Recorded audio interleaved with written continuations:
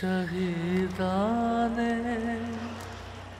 شش جهات سلام.